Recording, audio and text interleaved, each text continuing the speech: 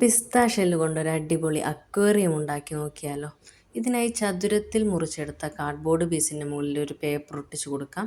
ശേഷം പിസ്ത ഷെല്ലുകൾ 3-4 ലെയറുകളായി ഫെവിക്കോൾ വെച്ച് ഒട്ടിച്ചു കൊടുത്ത് ഇതിന് മുകളിലേക്ക് ബ്ലാക്ക് പെയിൻ്റ് അടിച്ച് ഒന്ന് ഉണങ്ങാൻ വെക്കാം.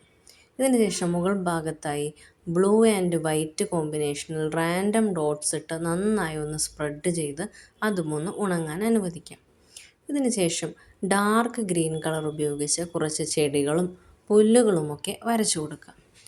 ഇനി 3-4 പിസ്ത ഷെല്ലുകൾ കൂടി മുകളിൽ ഒന്ന് ഒട്ടിച്ചു കൊടുത്ത് നല്ല ബ്രൈറ്റ് കളേഴ്സ് ഏതെങ്കിലും ഉപയോഗിച്ച് ഒന്ന് പെയിൻറ് ചെയ്ത് കണ്ണും ചിതമ്പലുമൊക്കെ വരച്ചു കൊടുത്തു കഴിഞ്ഞാൽ നമ്മളുടെ മീനുകളും റെഡിയാണേ. കുറച്ച് ഡീറ്റെയിലിംഗ് പരിപാടികൾ കൂടി കഴിഞ്ഞ് ഒന്ന് ഉണക്കിയെടുത്താൽ 3D അക്വേറിയം പെയിൻറ്റിങ് റെഡിയായി കേട്ടോ. ഇഷ്ടമായെങ്കിൽ ട്രൈ ചെയ്ത് നോക്കണേ.